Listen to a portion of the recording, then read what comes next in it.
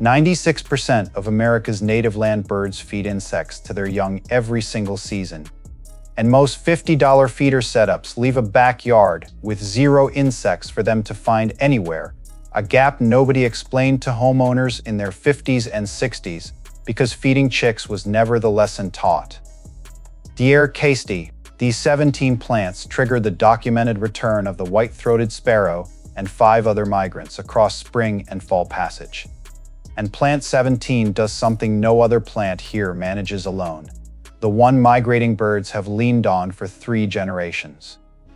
Before plant number 1, drop your state in the comments right now. Plant number 1, white oak, Magnolia Warblers, and dozens of other spring migrants map their very first feeding stop in this tree, because no other native plant hosts as many caterpillar species for them to find. White oak supports this insect load reliably from USDA Zone 3 through 9, and a single nursery sapling runs $40 to $70, far less than years of feeder seed.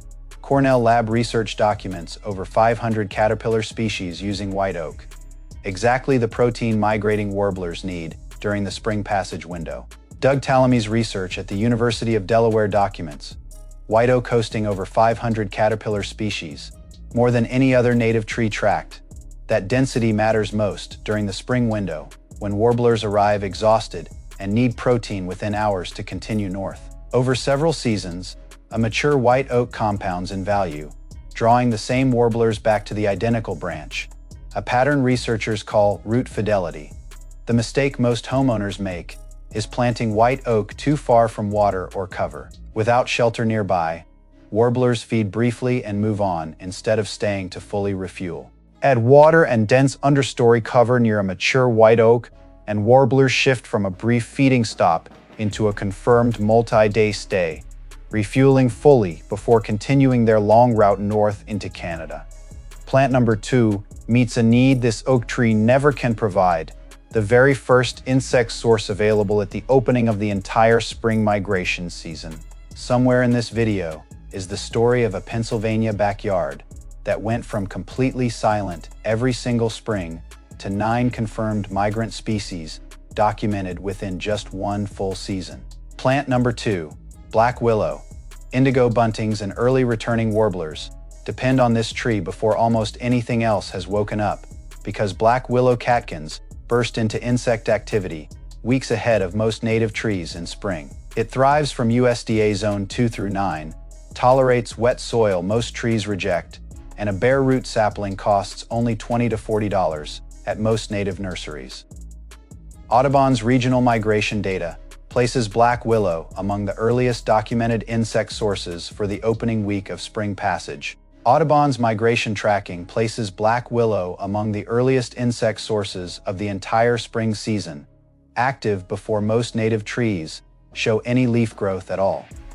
That timing matters because the first migrant wave arrives hungry with almost nothing else available in most yards. Over time, a mature willow stand anchors the same indigo buntings to that exact wet edge every spring on their way north. The mistake most homeowners make is planting black willow in dry upland soil instead of a wet spot near a slope or drainage area. In dry soil, the tree struggles and produces far fewer catkins, cutting that early insect supply short. Move black willow to a wet, low spot near a drainage edge or pond margin, and indigo buntings lock onto that exact early season feeding ground every single spring without exception, often before any other plant on this list shows activity. Drop your state in the comments right now. Your growing zone changes everything about which of these triggers the strongest bird return in your yard. Plant number 3, American elm. The mid-spring warbler wave depends on this tree's canopy specifically, because American elm develops an insect density in its upper branches that times almost perfectly with peak migration. It grows from USDA Zone 3 through 9, resists most modern disease strains when planted from resistant cultivars, and a young tree typically costs $60 to $90 from a specialty grower. University extension data confirms canopy, insect counts on American elm peak during the exact week most eastern warbler species pass through. University extension research confirms canopy, insect counts on American elm peak during the exact week most eastern warblers pass through on their route north.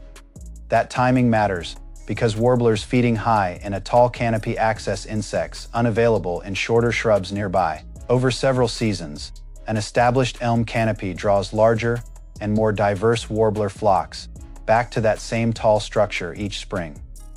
The mistake most homeowners make is planting American elm too close to a foundation where roots get restricted early. Restricted roots slow canopy growth, delaying the insect density warblers depend on by several years. Give an American elm open root space away from any foundation, and its canopy reaches full insect density years sooner, locking in that mid-spring warbler wave reliably. Plant number 4 meets a completely different need than canopy insects. One most American yards are missing entirely from their garden design. Plant number 4, spicebush.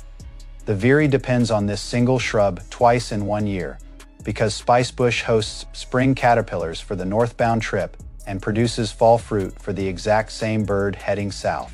It grows reliably from USDA Zone 4 through 9 in shaded understory spots, and a healthy nursery plant runs $25 to $45. Cornell Lab data documents Veery using spicebush in both directions of migration, a dual-season pattern very few native shrubs offer. Cornell Lab research documents Veery using spicebush in both directions, feeding on spring caterpillars heading north and fall fruit heading south on the return trip. That dual-season value matters because most native shrubs only support one direction, leaving a gap during the other half of the year. Over time, an established spicebush thicket anchors the same Veery population to that single shrub twice annually without fail. The mistake most homeowners make is pruning spicebush hard in late summer, removing the exact branches carrying fall fruit. Without that fruit, Veery skips the yard entirely on the return trip south. Skip the hard summer pruning, and spicebush keeps its fall fruit intact, holding the same Veery to that single shrub in both spring and fall without exception. Have you ever seen a Veery or another thrush return to the same spot every morning? Drop it below. I read every single comment. Plant number 5, black cherry. This single tree fuels migration twice over because black cherry hosts hundreds of caterpillar species for spring warblers and produces lipid-rich fruit for fall thrushes, all on the same trunk. It grows from USDA Zone 4 through 9, reaches full fruiting maturity within 6 to 8 years, and a young sapling costs $35 to $60.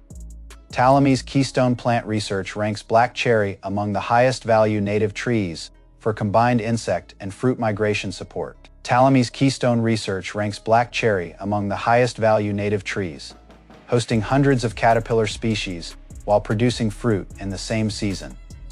That dual value matters because spring warblers need insects and fall thrushes need calorie-dense fruit, both from one tree. Over several seasons, a mature black cherry draws larger mixed flocks of warblers and thrushes to the identical canopy each year. The mistake most homeowners make is removing black cherry over wilting leaf concerns, a risk that applies to livestock, not birds. Removing it eliminates one of the highest value migration resources in any yard. Keep a mature black cherry standing, and it delivers both insect protein and fruit fuel to migrants without needing a second tree planted anywhere nearby.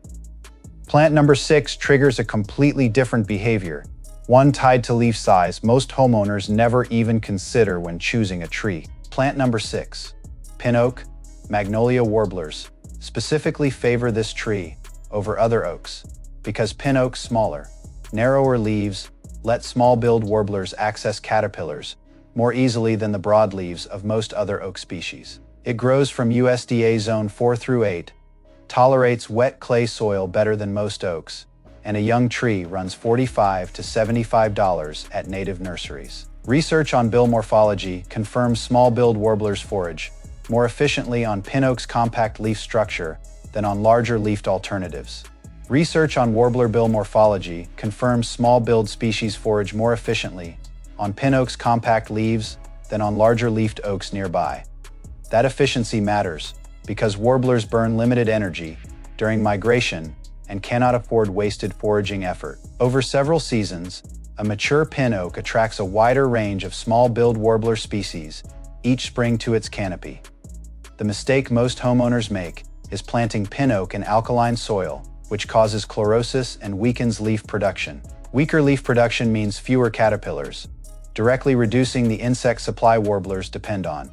Plant pin oak in acidic, well-drained soil, and its compact leaves stay dense enough to support strong warbler foraging activity every single spring.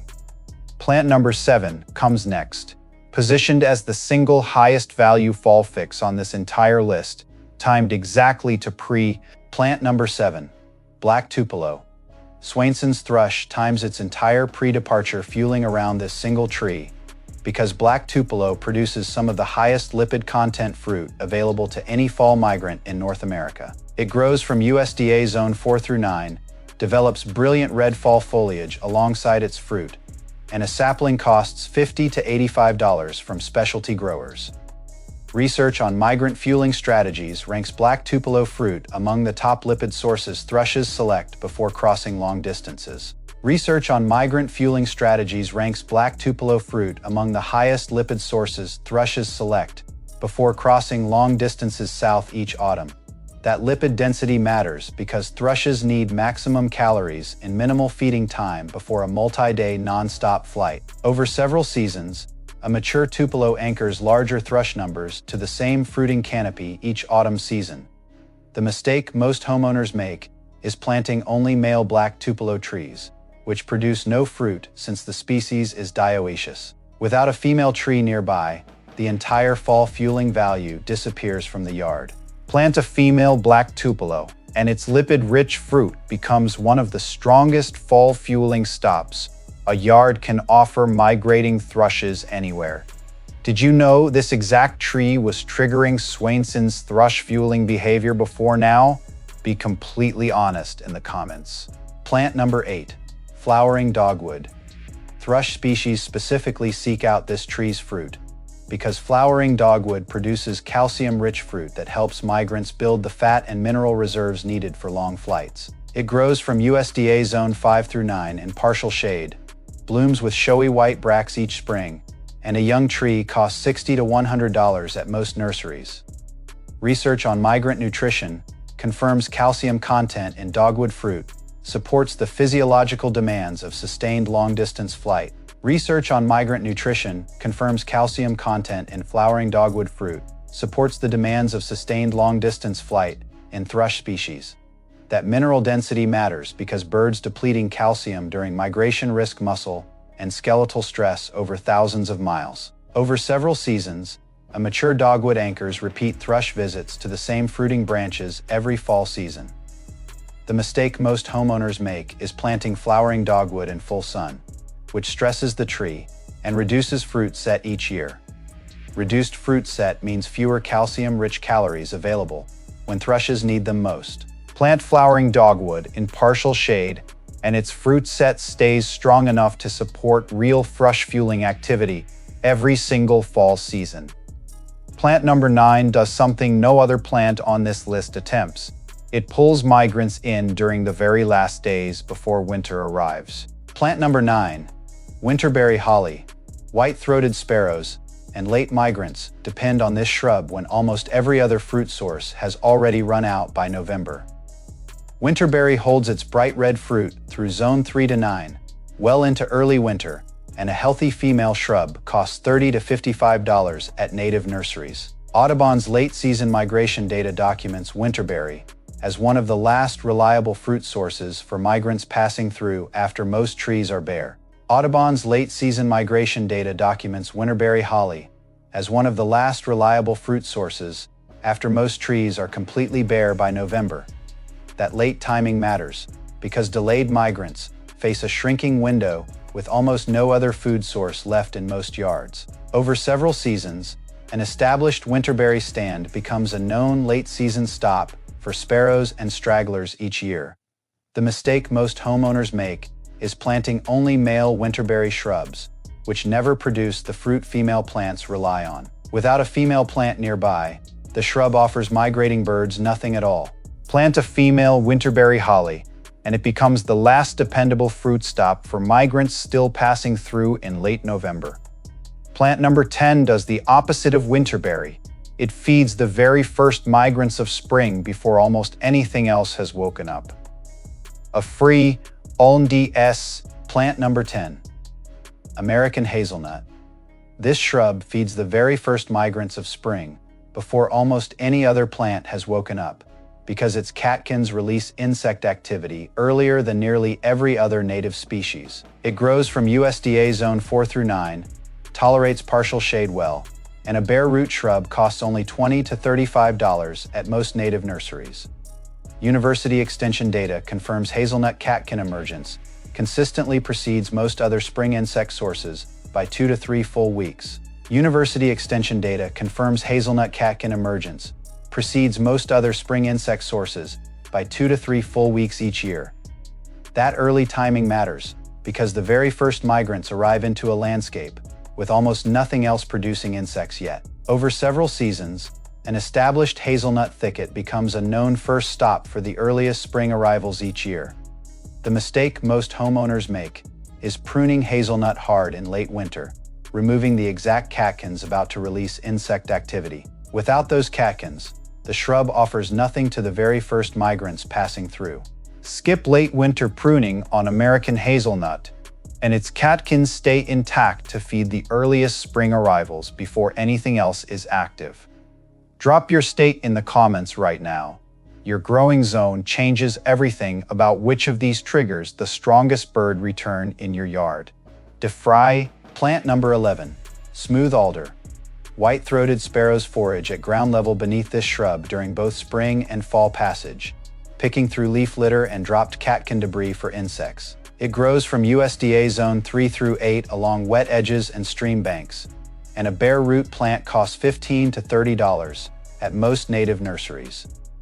Audubon ground forage studies document white-throated sparrows using alder leaf litter consistently across both migration windows each year. Audubon ground forage studies document white-throated sparrows using smooth alder leaf litter across both spring and fall migration windows each year. That ground level value matters because many migrants forage close to the soil, a behavior canopy trees simply cannot support. Over several seasons, an established alder stand anchors sparrow flocks to that exact ground layer every passage season.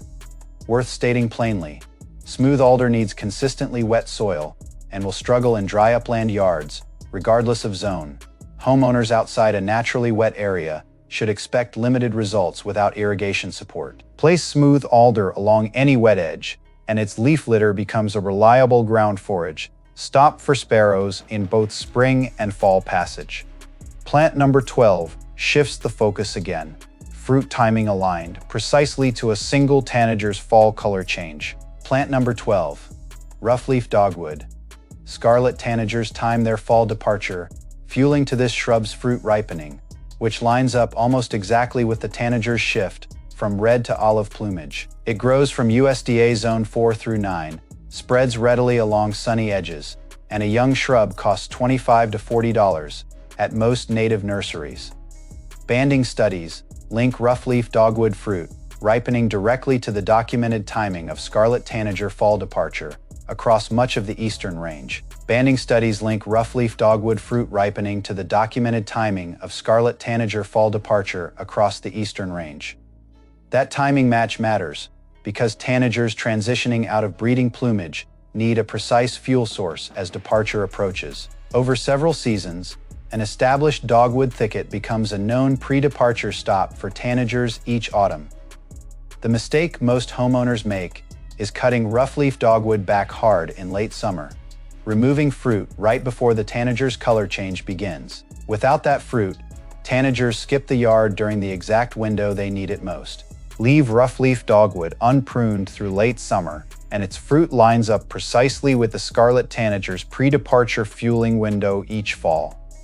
Possum haw holly comes next as a safety net for any migrant delayed past the normal departure window. Plant number 13, wild grape. Swainson's thrush selects this vine over most other fall fruit sources because wild grape delivers one of the single highest calorie loads available to any long-distance migrant in autumn. It grows from USDA Zone 3 through 9 on fence lines and woodland edges, and an established vine costs $15 to $25 at most native nurseries. Migration fueling research ranks wild grape among the top calorie-dense fruit choices long-distance thrushes consistently select. Migration fueling research ranks wild grape among the top calorie-dense fruit choices long-distance thrushes select before crossing extended stretches without stopping. That calorie density matters because thrushes on the longest routes need maximum fuel and minimal feeding time before departure. Over several seasons, an established wild grape vine anchors repeat thrush visits to the same fruiting tangle every autumn season. The mistake most homeowners make is removing wild grape as a nuisance vine before fruit fully ripens. Removing it early eliminates one of the highest calorie fall fueling sources in the entire yard. Let wild grape ripen fully before any seasonal cleanup, and it becomes one of the highest calorie fall fueling stops available to long-distance thrushes. Have you ever watched a thrush strip an entire vine of fruit in a single morning? Drop it below. I read every comment. In Zone 5, Pennsylvania, a retired teacher heard the 96% statistic at a local Audubon talk and realized her own ornamental-only yard had nothing to offer migrating birds, despite living there 11 years without a single warbler stopping, only passing overhead towards someone else's trees. That spring, she began replacing ornamentals with native plants from this very list, starting with white oak and spicebush near her back fence. By the following fall, she had documented 9 confirmed migrant species using her yard as a genuine stopover, including a Magnolia Warbler that returned to the same pin oak branch for 4 consecutive mornings. She submitted every sighting to Cornell Lab's eBird platform, turning her backyard into verified migration data. The same shift is available to any yard following this same plant-by-plant approach. Plant number 14, Possumhaw Holly. Delayed migrants depend on this shrub as a true safety net, because possumhaw holds its fruit later into winter than nearly any other native plant on this entire list. It grows from USDA Zone 5 through 9, tolerates wet or dry soil equally well, and a female shrub costs $30 to $50 at most native nurseries. Late-season banding data documents stragglers using possumhaw fruit weeks after most other migration fuel sources have run out. Late-season banding data documents stragglers using possumhaw holly fruit weeks after most other migration fuel sources have already run out. That extended availability matters because delayed migrants face real survival risk without any late-season backup option remaining. Over several seasons, an established possumhaw stand becomes a known emergency stop for stragglers each winter. The mistake most homeowners make is planting only male possumhaw shrubs, which never produce the fruit female plants depend on. Without a female plant nearby, delayed migrants lose their single most important late-season safety net. Plant a female possumhaw holly, and it becomes a genuine emergency fuel source for any migrant delayed past the normal departure window. Plant number 15 provides nothing to eat at all, but might be the single most important plant on this entire list anyway. Plant number 15, Big Blue Stem, Indigo Buntings. Rest inside this grass during overnight migration breaks, using its dense stands as ground-level shelter, rather than any food source at all.